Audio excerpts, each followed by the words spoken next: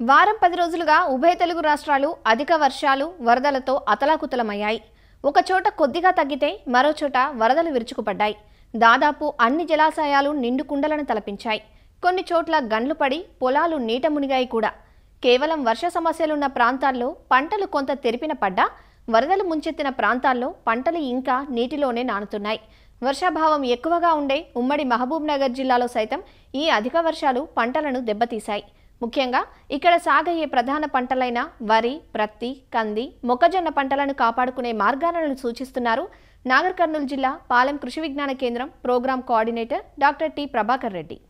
ముఖ్యంగా గత వారం రోజుల్లోనే 200 నుంచి 250 మిల్లీమీటర్ల వరకు కూడా అధికంగా వర్షపాతం నమోదు కావడం అనేది చాలా ప్రాంతాల్లో కూడా రికార్డు కావడం జరిగింది. ఇలాంటి పరిస్థితుల్లో పంటల్లో తీసుకోవాల్సిన యాజమాన్య పద్ధతుల గురించి తెలుసుకుందాం. ముఖ్యంగా పత్తి పంటలో కనుక చూసినట్లయితే నీరు అధికంగా నిలిచిపోయినట్లయితే ఈ యొక్క పెరుగుదల లేకపోవడం, పంట అంతా కూడా ముందుగా పసుపు రంగులోకి మారి తర్వాత ఈ యొక్క ఎరుపు రంగులోకి మారడం అనేది మనం గమనించడం జరుగుతుంది.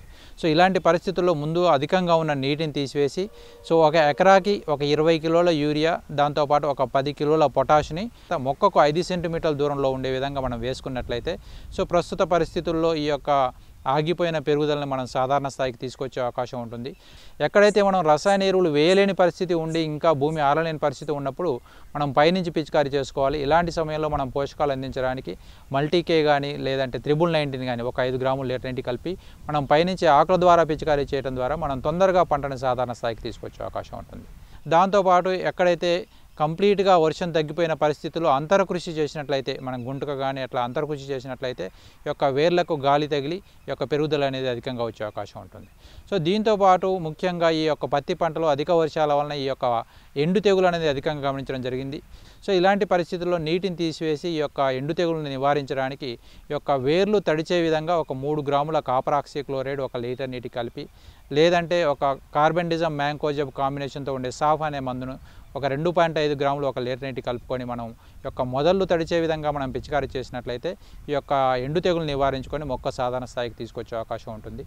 దాంతోపాటు ఈ యొక్క చాలా ప్రాంతాల్లో పత్తి పంట అనేది 90 నుంచి 100 రోజుల దశలో ఉంది. ఇప్పుడు పత్తి కాయ ఏర్పడే దశలో ఉన్నాయి. ఈ దశలో ఈ యొక్క కాయ కుళ్ళిపోవటం అనేది ఎక్కువ గమనించడం జరుగుతుంది. ఈ యొక్క పరిస్థితిని కనుక మనం గమనించినప్పుడు దీన్ని నివారించుకోవడానికి 1 లీటర్ నీటికి 3 గ్రాముల కాపర్ ఆక్సీక్లోరైడ్, దాంతోపాటు అజాక్సిస్ట్రోబిన్ డైకోనోఫెనజోల్ అనే మందును 1 ml లీటర్ నీటి కలుపుకొని ఈ యొక్క మొదళ్ళు తడిచే విధంగా పిచికారీ చేసుకున్నట్లయితే ఈ యొక్క కాయ కుళ్ళుని మనం నివారించుకునే అవకాశం ఉంటుంది.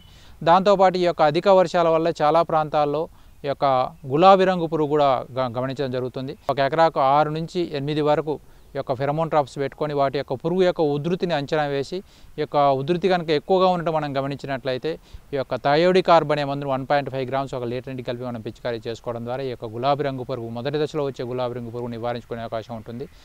దాంతోపాటు ఈ యొక్క అధిక వర్షాలు, మధ్యలో వచ్చే ఉష్ణోగ్రతలు మరియు గాలిలో అధిక తేమ ఉండటం, వీటి వల్ల ఈ రసం పీల్చే పురుగులు ముఖ్యంగా తెల్లదోమ, పచ్చదోమ, పేనుబంక, దాంతోపాటు తామర పురుగులు కూడా అధికంగా వచ్చే అవకాశం ఉంది.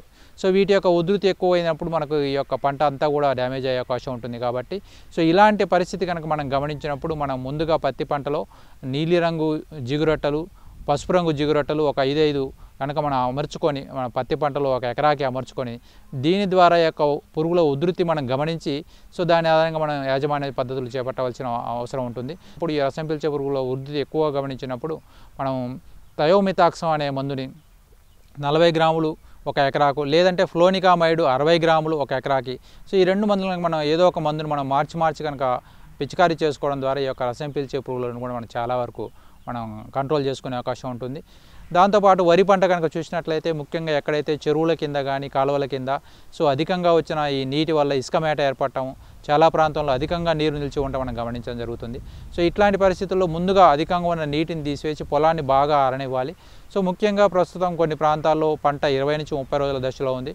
ఇలాంటి పరిస్థితుల్లో మనం కాండం తొలిచే పురుగు అధికంగా గమనించే అవకాశం ఉంటుంది. కాబట్టి ముందుగా ఈ యొక్క 1 ఎకరాకి 4 కిలోల కార్బోఫ్యూరాన్ కానీ మనం వేసుకున్నట్లయితే ఈ కాండం తొలిచే పురుగును నివారించుకునే అవకాశం ఉంటుంది. పొలాన్ని బాగా ఆరబెట్టి బురద పదంలో మనం 1 ఎకరాకి 20 కిలోల యూరియా, దాంతోపాటు 10 కిలోల పొటాష్ కనుక వేసుకున్నట్లయితే మనం పంటను కూడా సాధారణ స్థాయికి తీసుకొచ్చే అవకాశం ఉంటుంది. దాంతోపాటు ప్రస్తుత ఈ యొక్క అధిక వర్షాల అధిక పరిస్థితుల్లో ఈ యొక్క పిలక దశలో చాలా ప్రాంతాల్లో మనకి ఈ యొక్క బ్యాక్టీరియా ఆకు ఎండు తెగులు అనేది గమనించడం జరుగుతుంది. సో ఈ అధిక వర్షాల వల్ల తొందరగా పక్క పొలాల్లోకి పాకిపోయి ఎండు తెగులు అనేది ఎక్కువ గమనించడం జరుగుతుంది. సో ఇలాంటి పరిస్థితి కనుక మనం గమనించినప్పుడు ముందుగా యూరియా వేయటం అనేది ఆపేయాలి. వర్షాలు తగ్గిన తర్వాత యూరియా అధికంగా వేయటం ఆపేయాలి.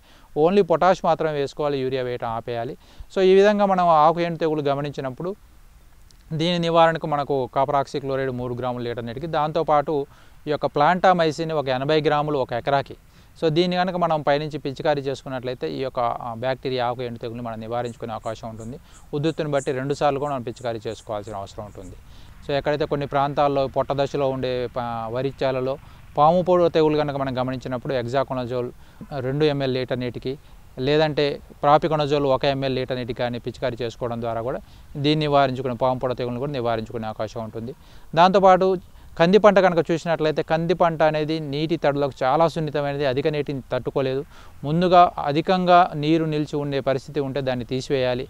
అధిక నీటి వల్ల ఎండు తెగులు అంటే గుంపులుగా ఎండిపోవడం కనుక మనం గమనించినట్లయితే 3 గ్రాముల మ్యాంకోజబ్ లేదా 2 గ్రాముల మెటలాక్సిల్, సో దీన్ని మనం 1 లీటర్ నీటి కలిపి పైనుంచి పిచికారీ చేసుకోవడం ద్వారా ఈ ఎండు తెగులు నివారించుకునే అవకాశం ఉంటుంది. ఎక్కడైతే నీట మునిగి నీరు అధికంగా ఉండి పంట అంతా కూడా పసుపు రంగులోకి మారిపోవడం, దీని కనుక మనం గమనించినప్పుడు దీనికి 19 కానీ మల్టీకే కానీ ఒక 10 గ్రాములు లీటర్ నీటి కలుపుకొని పైనుంచి పిచికారీ చేసుకోవడం ద్వారా ఈ పంటను తొందరగా సాధారణ స్థాయికి తీసుకొచ్చే అవకాశం ఉంటుంది. దాంతోపాటు మొక్కజొన్న పంట ప్రస్తుతం ఈ యొక్క కంకి దశలో ఉంది. సో ఇలాంటి పరిస్థితుల్లో ఈ యొక్క కాయబరువు వల్ల కూడా మొత్తం పంటంతా పడిపోవడం కూడా గమనించడం జరిగింది. సో ఇలాంటి పరిస్థితుల్లో మొక్కల మొదల్లోకి యొక్క మట్టి ఎగదోసి దానికి యొక్క సపోర్ట్ ఇవ్వటం చాలా ముఖ్యమైన అంశం. మనం ప్రస్తుత పరిస్థితుల్లో రైతులు ఈ యొక్క నష్ట నివారణ చర్యలు చేపట్టే అవకాశం ఉంటుంది.